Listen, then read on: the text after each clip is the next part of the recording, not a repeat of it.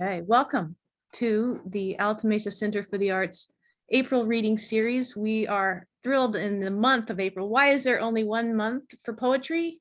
All year is for poetry. Why not celebrate it in earnest now? We have Nate Klug and Katie Peterson with us today.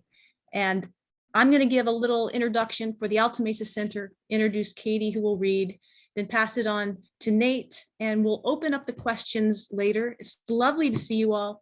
If you have questions for the chat, go ahead and put them in there. And in the end, we will start and we'll have time to address those questions. If you're not muted now, go ahead and pop mute on in case the dog or the toddler or the siren happens in the background. And later on, we can all unmute and talk to one another. So Alta Mesa Center for the Arts is an interfaith arts and spirituality hub housed within and sponsored by Orinda Community Church, where we're sitting now. We believe that art is a spiritual act and a human right.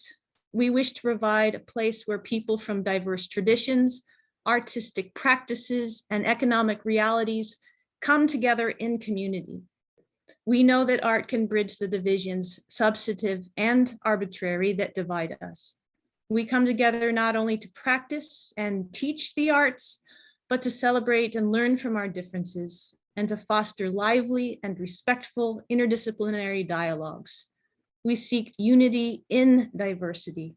Wherever you are on your artistic or spiritual journey, whoever you are welcome here. It's my pleasure to introduce Katie Peterson, who is the author of 5 books of poetry, including the 2001 collection, Life in a Field, beautiful book here. She was shortlisted for the Northern American Book Award for a piece of good news, and her work has been supported by the American Academy of the Arts and Letters, the Foundation for Contemporary Arts, and the Radcliffe Institute for Advanced Study. She collaborates with her partner, Young Soo, a photographer, and their work has been shown at Mills College Museum for the Art in Oakland, the Contemporary Jewish Museum in San Francisco, and the Das Museum in South Korea. Her new book, Life in a Field, Peterson asks, what is story? What conventions or images and associations, both religious and cultural, lead and perhaps bind us to particular narratives? What is story? And how might we free ourselves from familiar conventions, including conventions of time, so that we might envision new stories and new ways of being in the world? The book has been called a fable, a parable, pastoral, and all of these things might be true, but I'm not qualified to assign one particular category. I simply invite all of you to enjoy what you hear about a girl and donkey and field. Katie. Thanks, Mary. It's really nice to be here reading Alta Mesa, reading with Mary and with Elizabeth, and reading with Nate. Nate and I have actually read together before. I love Nate's poetry, and I'm really happy to be going first, because then when Nate reads with an absolute sort of clean conscience and everything hard done, I'll be able to concentrate. So I'm going to read something for all of you, and it's wonderful to see so many faces and to see all of your faces from this book, Life in a Field. And then I'm going to just take a tiny break, and then I would like to share with you some new things from a new manuscript. I want to read something I've actually never read before out loud to a group of people, which is I want to read all of the last section of the book. So I'm going to give away the ending, but the good part is that I don't think stories are necessarily about a big finish. They're not necessarily about a conclusion, I guess is the right way of saying it. I'll say about the book that it began with an image, and that was the image of a girl and a donkey in a field. This is an image I can't take credit for. It comes from Robert Bresson's film, O Hazard Balthazar, which I think is just the saddest movie ever made. This book, though, is a comedy, and as all of us know, comedies end in a wedding. And so it's going to take maybe 7 minutes. And When you get to the part where I start mentioning foreign countries, that's when you know we're in the home stretch. So just kind of settle in. In this story, there is a girl and there is a donkey. What good friends they are, and they began as strangers. He has taught her everything she needs to know about happiness. She has fed him handfuls of hay until he was almost satisfied. They have gainsayed the horizon together. They have decided not to run away. What do they do now that they have reached this point? And what about us? What do we do about them? It is right to pause on the word friend. There exists no other word we use with such a civilized agreement not to know what it means. In this respect, friendship resembles government. This isn't a love story. This story intends to refute the creation of the world. Language is tricky. As it says in the Bible, I appeal to you on the basis of faith in things not seen. But then again, pictures swim in our heads. The girl and the donkey have a similarity. They have decided to marry time, each in their own way. I marry you, time, in the name of the farther and the sun and what's only lost, says the girl. I marry you in the name of the bother and the fun and these lonely fears, says the donkey. They are veiled in civilization. I have seen over 100 human weddings, and not one of them has lacked the feeling of forestalling something, even though a church keeps the weather outside. I saw a bride with impacted wisdom teeth walk down the aisle to a waiting ambulance, pausing at her groom. The flowers at a donkey wedding are never for looking at. What a waste of flowers. Beauty means to eat. To other donkeys, his speech sounds sweet. He has been well fed. He has fallen asleep with flowers in his mouth. I have heard they perform actual weddings between donkeys in India, in Turkey, to forestall disaster, to prevent or provoke a particular weather event. Flowers at a human wedding cause great trauma. Anyone with sense doubles the price. You must be careful to not even whisper the cause of your purchase to a florist. Don't even think of it in their presence. You'd be better off going to the grocery and buying roses at the top of your lungs. Everyone has to marry eventually, says the 19th century, says capital, says the tax-free rich, says the judge. Everyone must handcuff themselves to love. But how long can they stand in the field like that? Her arms around his neck, her ear looking for his heart. He will get restless and uncomfortable. She will become tired of this gesture. Time will once again turn our interpretation of their pose, this flirtation with the ridiculous, converted into pity, into impatience and a bad smell. Her ear will sweat. But for now, let them have it. Let civilization have the original scene of goodness, the story frozen in place before it has to happen. But in this version, the girl speaks. The sky is falling, she says to him. Just yesterday, I saw a piece of it hit the lake on the far side of town and land in the form of a cloud. The ground seizes up in drought. Just yesterday, I saw cracks in the earth. Yesterday, brush fires followed by downpours, then immediate flooding. All the more reason to talk about flowers. I will place bunches of them around your bridle. I will weave them through your harness. They will not constrain you. I will make a bouquet of many colors for you to eat. Time, I will marry you, says the girl, though you have asked me roughly and not even bought me a ring. Time, I marry you today, though the minister is lacking, and the church has shut its doors on us because I am not approved of. I have been disobedient.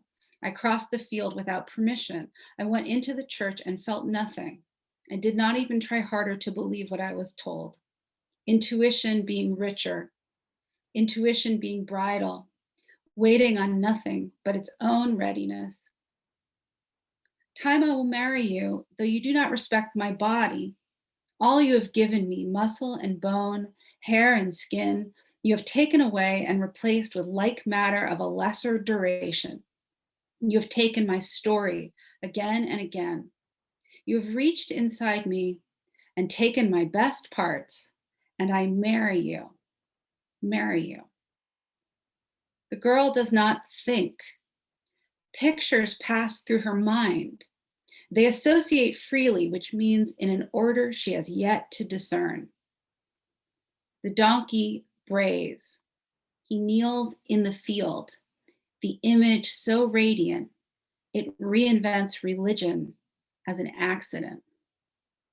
I marry you, time. Purger of fortunes, handmaiden of ruin, enemy of mothers, unwilling melter of the glaciers that surround us as we sleep with the cold clarity we need to continue on this earth. And that's the end of the book. You guys can see the cover, which is a wonderful photo by my husband, Young Soo. And I couldn't have written the book without him. So I want to just read a few poems from a new manuscript, which is, I think, just as interested in story as that book, which is really a story, but it's probably interested in story in a different way. And I'm going to read them from the third section of the manuscript. And the title of the manuscript right now is My Civilization. And I realized in what I read, I had the word civilized and civilization a couple times. And I think it happens like that with poets. You get a kind of recessive gene kind of bred in the next organism. Anyway, the third section of the book has to do a lot with the wildfires that I think a lot of us were in and near and around a couple years back specifically, though they're always with us now. It's not really fair to date them to a historical period when there's an always quality of them. And in that third section of the manuscript, there are a lot of images of family. And I was, and of course I have a daughter, Emily, and a lot of them are sort of trios, but I think you'll hear when you see the poem, when you hear the poems, that a lot of the poems kind of are different, almost like little fractal versions of different kinds of family, right? So it's not all a mother and a father and a kid. It's different versions of what family looks like between humans and animals and all sorts of different things. And I'm just going to read maybe 3 or 4 poems from that section. And I'm not going to say anything about this first one. Argument with a child. If you don't do this thing, you can't do the next thing. And I know you want to do the next thing. How do I know? I'll tell you when I'm older. Look at the flowers. Can you say wisteria? You don't want to say wisteria. You'd rather die is the look on your face. How can I fix it if you won't let me look at it? Look at something else while I touch it. Plant your eyes on that placemat of the world you like to look at and don't move them until it stops hurting. So this next poem is kind of a little bit in search of a title. So I'll show you at the page. It says The Alphabet for Emily. And I can't quite figure out whether it has both of these titles. But it's a little bit about this wonderful thing that we all get to do, which is when you have a kid, you know, which is when we're all doing it to all of our kids. It's not just those of us who have bio kids, right? Which is teach your kids language and be with your kids be with all the kids when they're learning language. And this poem is a little bit, it kind of starts by thinking a little bit about that process. And I'll just say, like, you know, I'm a teacher, right? Like the idea is that like I teach people stuff about language, and then you have a child and like your child just doesn't necessarily want to be taught by you. Like sometimes your child is like, you're the last person like I want to teach me anything. I will be taught anything by anyone before I want to be taught it by you. This, of course, came as a great surprise to me. I thought for sure that she, of all people, would recognize what a great and powerful teacher I was and want me to be the center of her learning activities. The poem is called The Alphabet for Emily. In your picture book of letters, the B obscures a B. You are interested in this. My memory of language begins later. I was supposed to remember words and put them on a page the next morning as they were called out by my teacher. I was discovering the patterns when I got lost watching my mother fold the laundry. I was imagining a line across my room, and on one side, hoop-skirted ladies rode in carriages, and on the other, in the present tense, nothing could be beautiful. I was watching the rain order the rose bush, surrender your petals. Or I got lost fighting with my sister. You like anything with a problem? A country could learn from this and love itself more with all its nicks and scratches. I am afraid of giving you too much credit. Truth's pressure on a mother terrifies as much as a monster. When a child loves the alphabet, there's nothing moral about it. It was in the nature of, it was fundamental to the alphabet that a person could be wrong. It was buried deep in the activity, like the idea of virginity. I tried so hard to repeat and remember, but I wanted to go forward in the book. You go forward as quickly as I remember wanting to, burning through your picture books and workbooks, so frustrated you can't learn the way you eat your dinner. You look at that, it disappears. You destroy your obligation to it, sleepy as it turns into your fuel. They asked me to remember the rules, but I could only memorize for pleasure. Cake and all the words that rhymed, delicious. And you could try out any sound in your head. Language means you don't have to learn in front of other people. C on the next page moves the problem along. What it starts with isn't what it is. It conceals warships, hides sunken jewelry, unfathomable to us. The sea is rising. So I'm just going to read two more, and this one, I wonder if there are some of you out there who've had animals in your yards, you know, deer and coyotes and stuff like that. Yeah, so we get a lot of deer in the yard, and a couple years ago, when the fires were really bad, they had a particular look about them, and this poem has to do with this, you know, this sort of semi-suburban wildland urban interface activity of watching them and talking about them. The deer in fire season.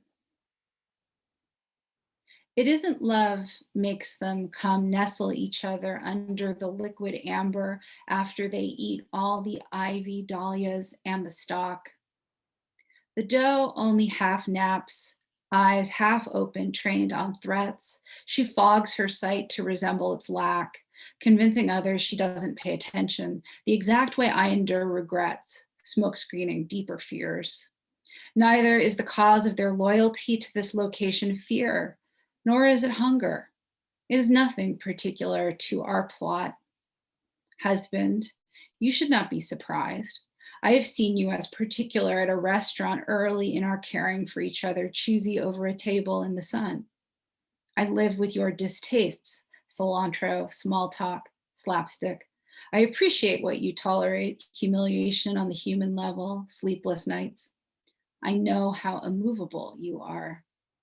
So chase the mother with your camera. It is you who instructed me the leisure of animals finds equivalence only in art. See, she lets her children escape first. She wants to stall us, so let us be still humans who can lose track of time. Watch her leg. It's like a lower limb of eucalyptus pushing winter. It looks like tinder. So I'm just going to read one more. and it's a short one, but I wanted to mention the fact behind it, which is, remember when the pandemic started and we couldn't go anywhere? The beach. No one could prohibit the sunshine. All the churches were shut. Families headed to the water. Little fear, rest, I said to my child. The waves crash too far out to be interested in you. Keep on with your story in the sand. You live with mama in a cave. Shells are food this holiday. Bundle feathers to burn so we won't freeze. Fire is a resource that can't be saved. Thank you.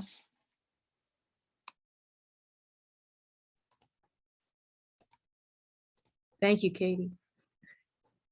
All of the books can be found on the chat there. I have Arinda Books, our local fabulous bookstore here, bookshop.org, and if you must, amazon.com. But if you have a choice, choose your local. We'll have plenty of time for questions at the end, so keep your questions for Katie.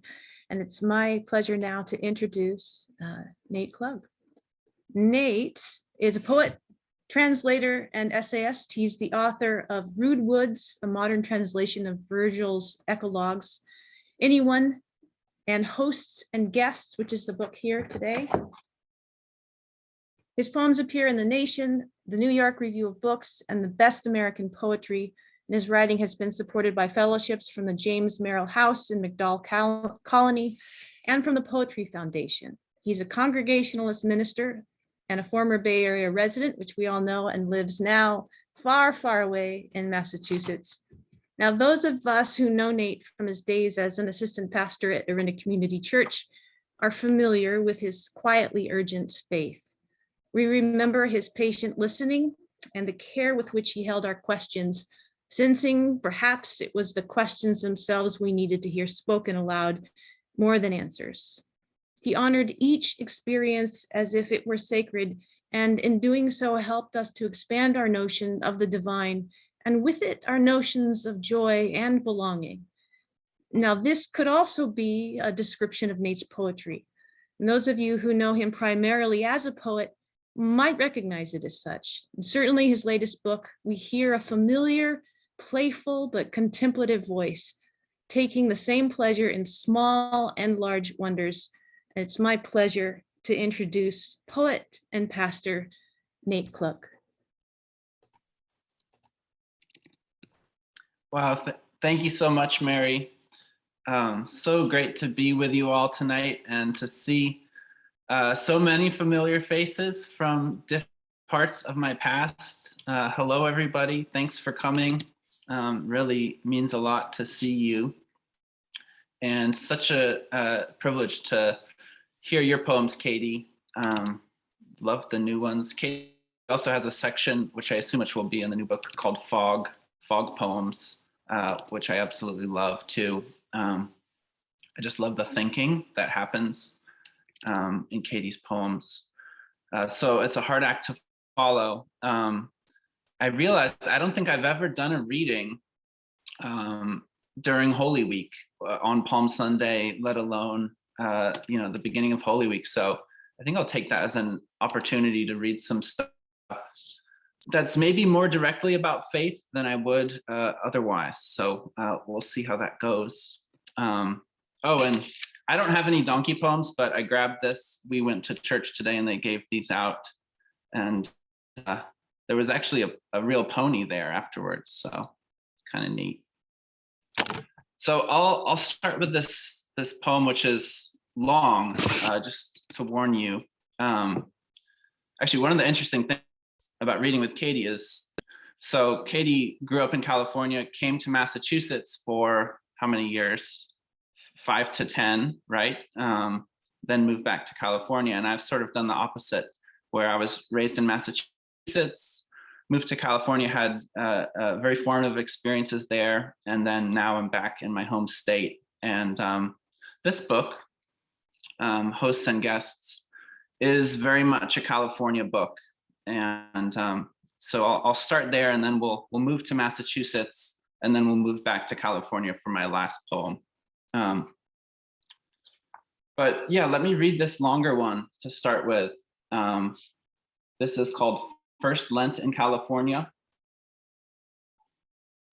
And it's a poem, you know, when I got to the Bay Area, I was just so struck. It was actually during Lent that I arrived, and I was so struck by how difficult Lent seemed to be there, you know, with everything just flourishing and the sun out. And, you know, I'm back here now, and, you know, it's quite dark. It hailed yesterday, and that makes it easier, I think, to be in a Lent.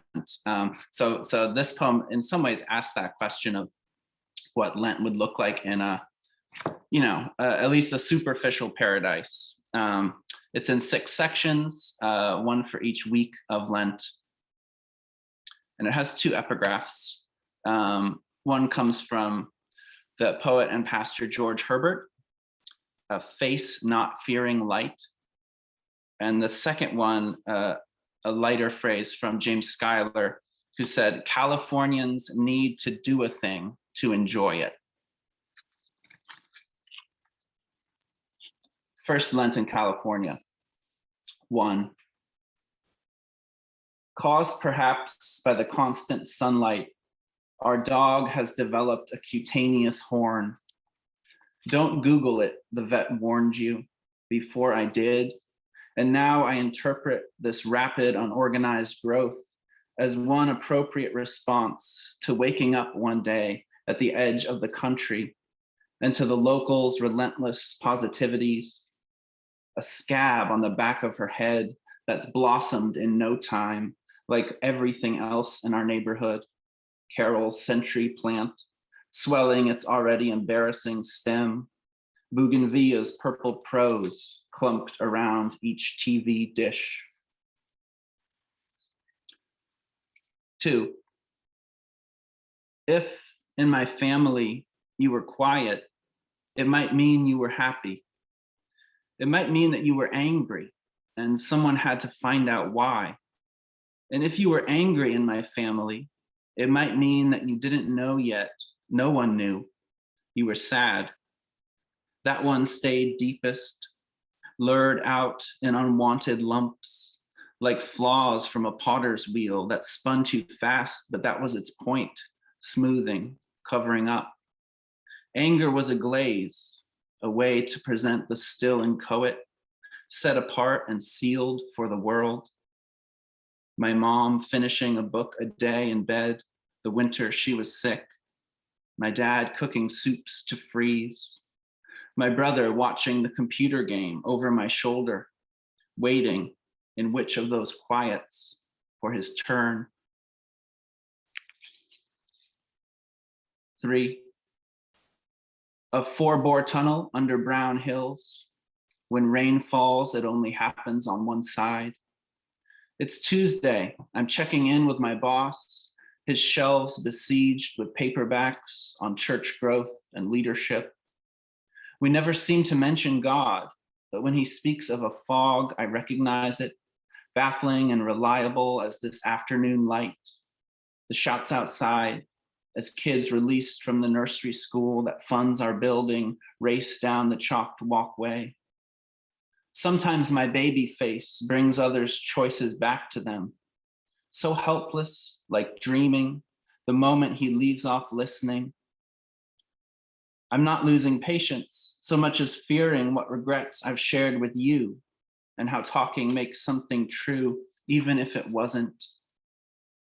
Sundays, I imagine his steps towards the tall modernist pulpit as ice pick lunges up a cliff. Polar glare reflected everywhere, engulfing his face. 4.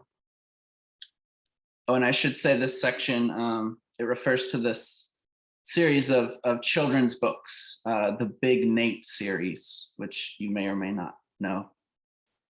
4. Outside the cannabis dispensary, a guard stumps his friend with the riddle of the Sphinx. Yes, there is a creature who suffers forms of such hilarious difference, they sound out of order. And yes, he must remain one all that time. In the display window of Pegasus Books, Big Nate lives it up. Big Nate, Mr. Popularity. Big Nate flips out. Big Nate in the zone. Big Nate genius mode. Big Nate, what could possibly go wrong? 5. In the noon dream, I'm a tech firm partner, jeans and blazer, my same age, announcing his surprise retirement at the emergency meeting of the board. He waves his scanner wand smile across the tanned angel investors and Dartmouth buddies, turning suddenly into tables of clergy and my own high school teachers in their short sleeves and ties, dark-haired, arms crossed, somehow not out of place among the office scooters and lounge chairs that overlook the bay. Their faces appropriately older, but crannied with that familiar mix of authority and sacrifice. To be here, they must have journeyed far. Brief stumble, recover, continue explaining myself to the window of bright water. When finally I mention poetry, the front row can't help grinning at this eccentric flowering of their influence. Won over, they surround me, clenching my right hand with a hint of jealousy, like wedding well-wishers, distant uncles one understands, one may never see again.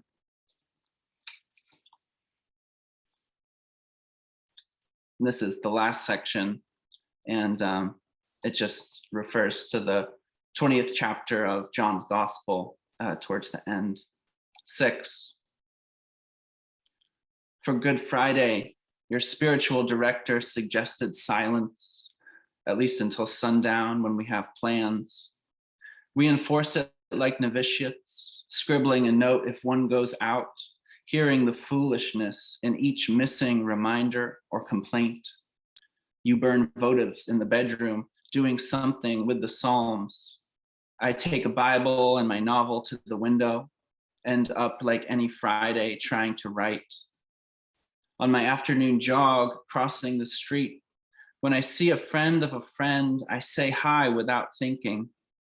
We fall into walking up a hill path I don't know, back past a record shop, a columbarium. He describes a road in Big Sur where you and I could park and sleep unnoticed. Would Faith have been keeping silent as I would have once, pretending not to see him? Succulents like little tusks, orange asters and impatiens sparking the sidewalk beds. Which way that we turn faces our life. Though afraid and far from her home, Mary Magdalene looked. What she thought had changed twice.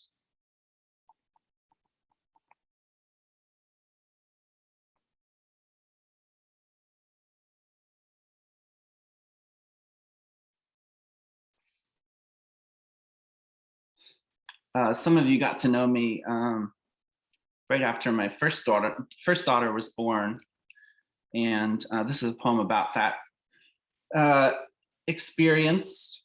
It's called The Proof Cloth, which I thought I had made up, and then I realized it's actually a real thing, which you should Google. But it's really about those first kind of panic stricken but incredibly wonderful first few months of being a parent. The proof cloth. What she needed most, she couldn't stomach much of. By month 4, each dish towel and napkin in the house, even newly washed, smelled the milk she'd gummed down hourly, then smiling wider, spit back up, as if already she'd caught her father's penchant for sudden second thoughts.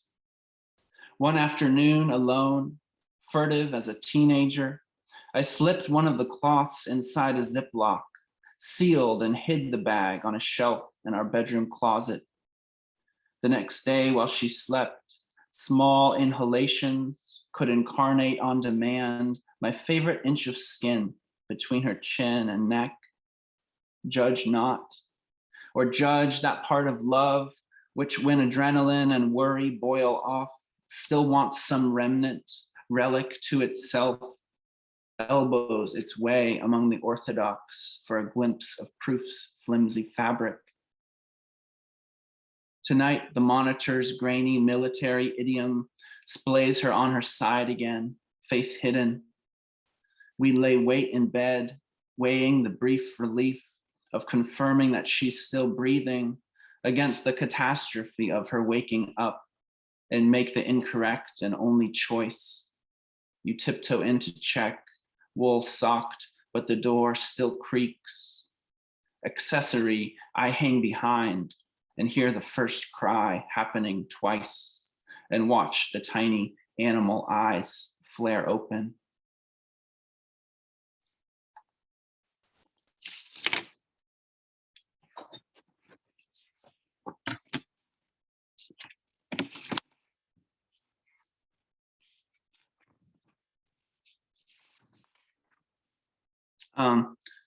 Let me read a few new ones now to end. I'll read this one. It's called Beautiful Meteor, which is a phrase from the writings of Ralph Waldo Emerson. My wife and I are about to start a new ministry at a church next door to Concord, where Emerson lived much of his life. And I realized that he most likely lectured in this church where we're going to be preaching. And, you know, thought that was so cool. So this is a short poem called Beautiful Meteor.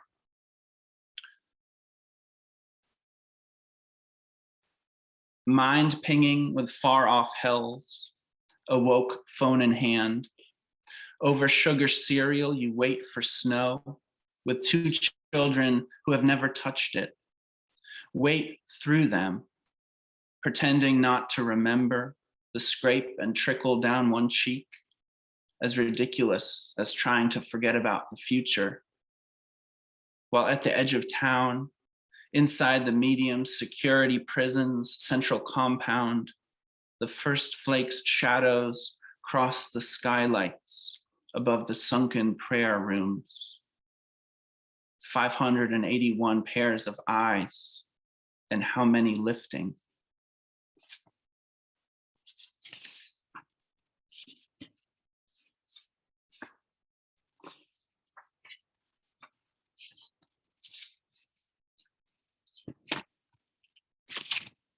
And I think I'll end with this poem, and it's a little bit longer, not as long as that first one I read, and kind of connects with the last poems Katie read. So our second daughter was born on September 9th, 2021, which when I read in Massachusetts, you know, I have to kind of explain that day, but I know I don't to you all. So this is for Gwendolyn Olive. It's called A Dark Orange Day. And it has an epigraph from the poet George Oppen. We want to be here. Dark Orange Day. Oh, and I should say she was born at home as well, which we had been planning, and then we had to do. Dark Orange Day. Near the end, englobed in pale amnion still, which no one knew. Why even chance the move? What memories of our future must the waters have spoken of to you? Distant fires had contrived a sky the 19th century might have understood, with its coal stacks and eclipse clouds seething with passenger pigeons. There are pigeons enough for all. Sun, not a morning fact, just jaundice, now blood orange tinting the ash. And all of us at home, raw for signs, like they must have waited then. Sharing the pregnancy with friends this time, Did they detect not regret, but some sheepishness in my tone, picking at the joy? More people like us, leaving the planet aside. Was that what I was asking them to celebrate? Leaving aside the planet? A week late already, days of mild contractions, though we'd heard the second would happen like that. After a mild car accident, my dad dropped off sandwiches. She needed to walk, now out in the sick air, thought better of it. My fingers wished caulk into every window crack. Then the Celtics unraveling in overtime. Then the midwives gowning in a corner, moans deepening toward her sacrum. How the same prayer turns real when it feels too late. Not a clean heart, but our own hands surprising us with each roar of pressure at her hips. So much unspoken among the women. The mattress on which you landed in the world Amanda had dressed, so underneath the plastic lay folds of ultramarine anyone would want to fall asleep in. Thanks so much. Thank you, Nate. Various claps. I do remember that day. I think I was teaching on that day. It was awful. Now I have questions, but I imagine there's questions in the audience, so I'll be quiet here for a moment and go ahead and unmute yourself and bring your question into the room. I know Elizabeth had a question too.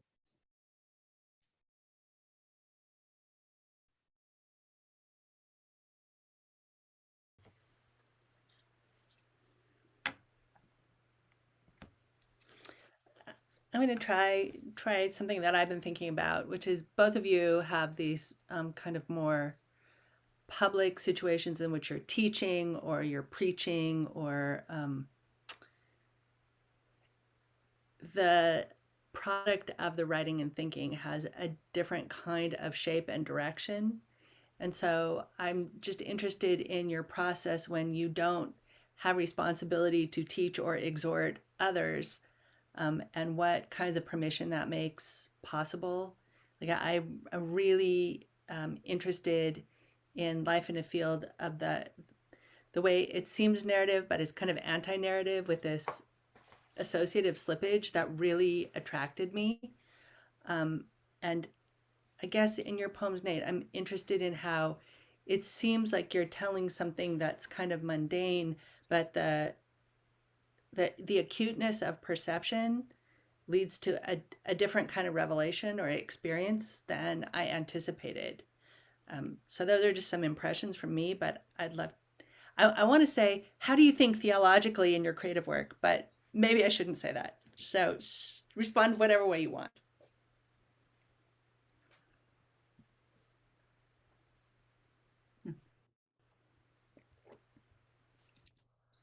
Frozen. I'll go. Katie, do you want me to go first and then you can? Okay.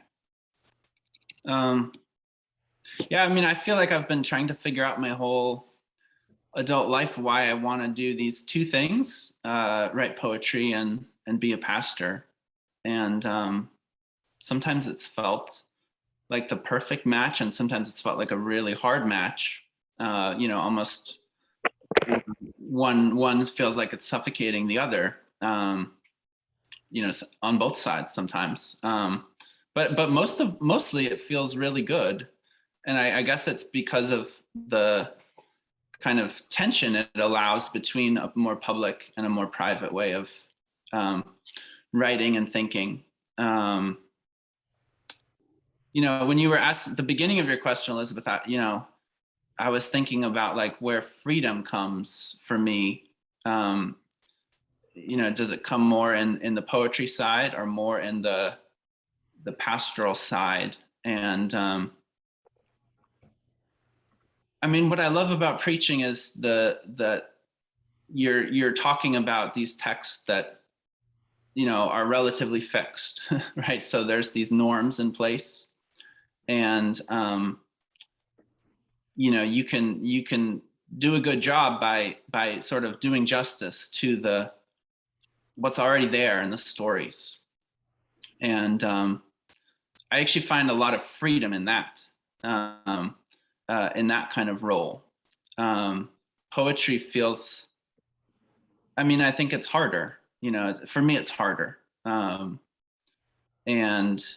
it also, but when it works, it also maybe feels more intense, maybe more beautiful, but is a much rarer type of connection. I was thinking about the freedom to speak without it having to make sense that comes when you're not in a public occasion, even if it's a public occasion of great comfort.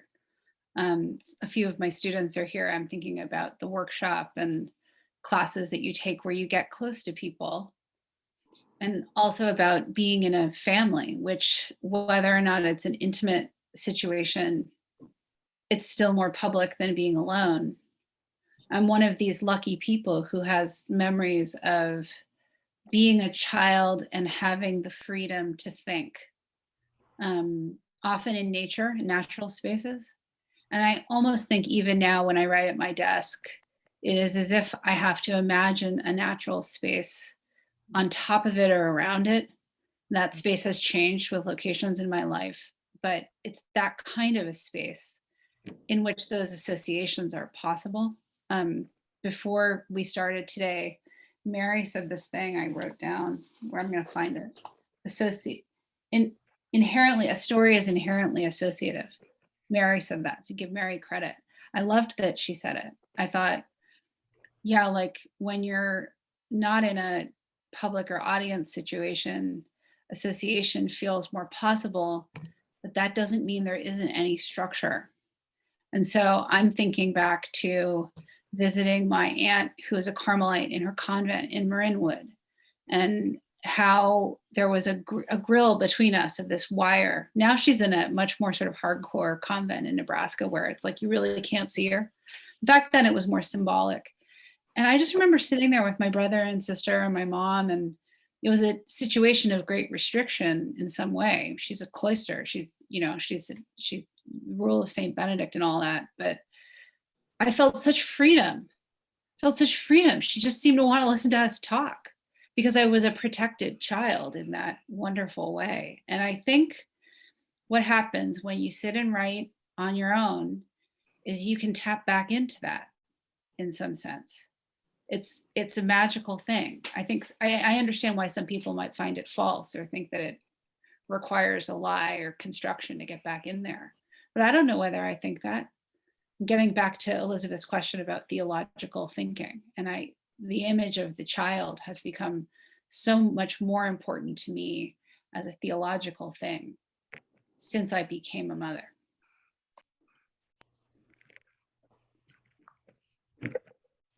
That's reminding me of hearing Forrest Gander say that he never understood the Christian commandment to love your God with all your heart and all your mind and all your soul until he had his son. And he loved his son the way he thought one was supposed to love God.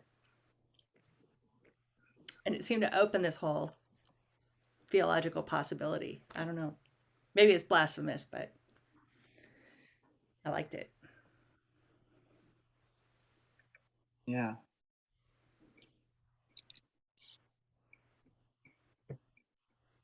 I like it too. So a couple years ago in a class I was teaching the photographs of Sebastião Salgado, who often uses a religious image like that of the Madonna and child with populations in Brazil and Latin America of great poverty. They're searing images. Maybe some of you have seen them. But one of the critiques of those photographs is that they're too cliched, Madonna and child. So he'll find the perfect picture of what seems like a a mother and child, and it will seem so much like something from that image. And he'll do the same with the Pietà and other images too. And one of the students in the class was saying, well, isn't this a cliched image because it's this Christian image and we've seen it so many times. And in the moment, it really occurred to me, I thought, but where does it come from? It comes from a mother loving the child, right? This is me, maybe this is blasphemous. I guess what I'm supposed to think is that Mary loved Jesus before any of us loved our children. But in my temporal theology, there were people loving their children in a before and in an after and in an eternal time loop while these things happened in the Christian narrative. So, you know.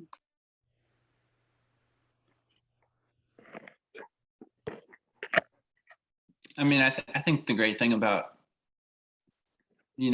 really spending decades in a religion, and I assume it's got to be true in any religion, is that there's this constant back and forth between the theology and the doctrines and your lived experience.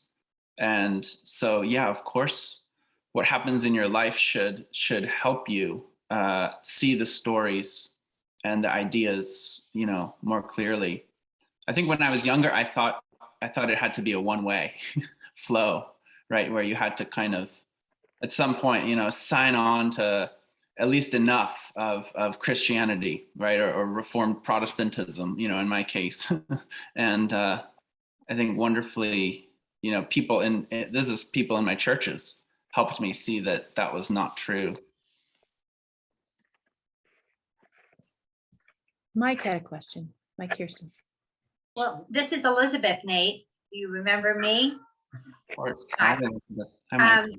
I just have a question or an observation that I just found so astounding in listening to your poems.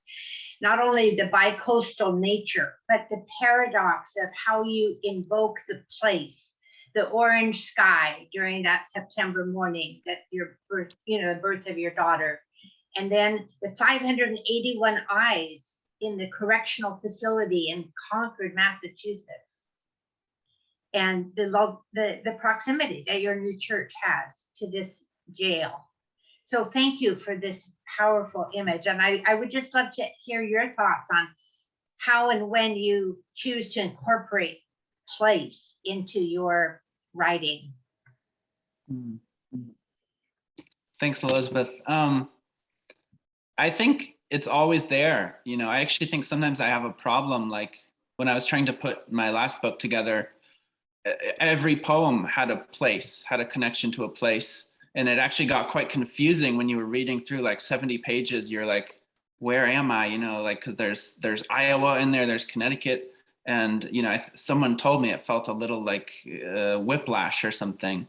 So I think that's one thing that is natural to me. And I've actually tried to write myself beyond that in some ways, but I can't. I obviously can't do that. Yeah. I was going to ask too, actually, going off that question, and both of these books create sacred spaces in the various poems, and I wonder what your notion of a sacred space is, even divorced from Christian iconography. What makes a sacred space? A classroom to me can be a sacred space. But what is it? A kind of presence? And then Nick, I see your question, your hand up there.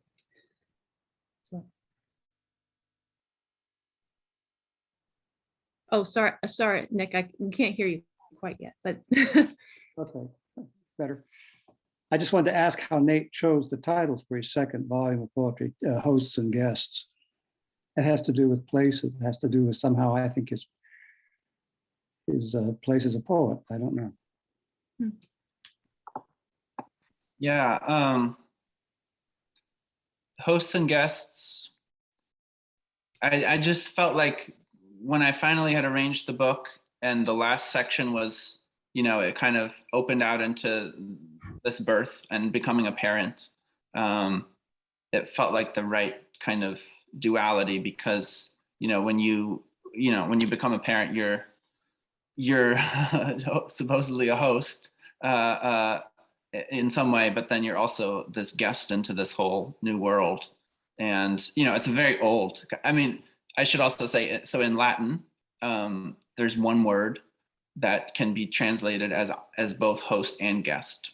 And so that was always very interesting to me, hospice. So, the Romans had this idea of there being some sort of, two sides of the same coin in that, sharing that role. So yeah, I was interested in what that might say about being a human. Katie, did you have any thoughts on the sacred space question? I wanted to ask Nate whether or not when you came up with your title, you were thinking about the Dickinson poem, "He was my host, he was my guest." Do you know that poem? I really don't know that poem. Do you know it? Can you say it? I think so. "He was my host, he was my guest. I never to this day, if I invited him, could tell, or he invited me. So infinite our intercourse, so intimate indeed. Analysis as capsule seemed the keeper of its seed."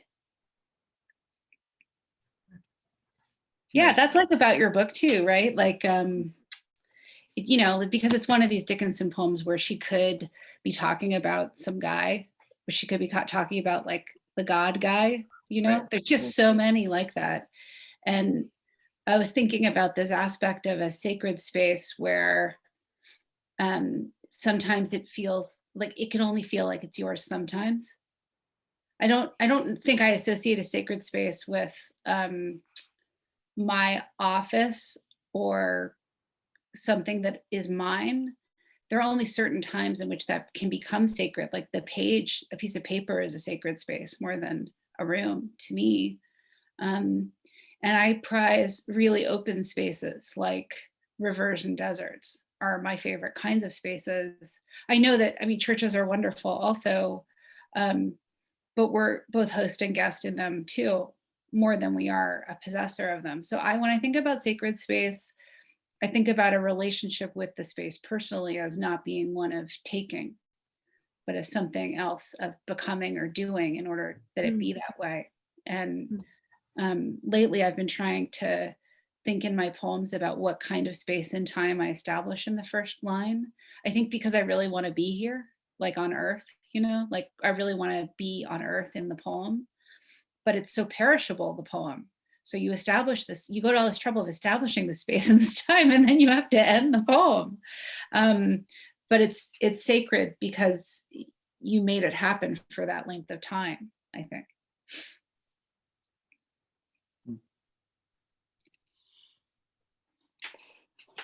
Yeah, I think of like, aren't there some prayers in the Hebrew Bible about, making whatever space you're in a sacred space, or, prayers that the sanctuary might become sacred, which I like, it's this aspirational thing. And I really like the idea of a sort of virtual sacred space. And, it's interesting to think about. I'd be curious what other people think in their own lives. Clearly, there's no right or wrong answer, but for you, have sacred spaces involved people, other people, or, are they more often a solitary type place? What I love about church in my own life is that it forces me into encounters with other people. And so it's this push towards the sacred that I might not have, chosen.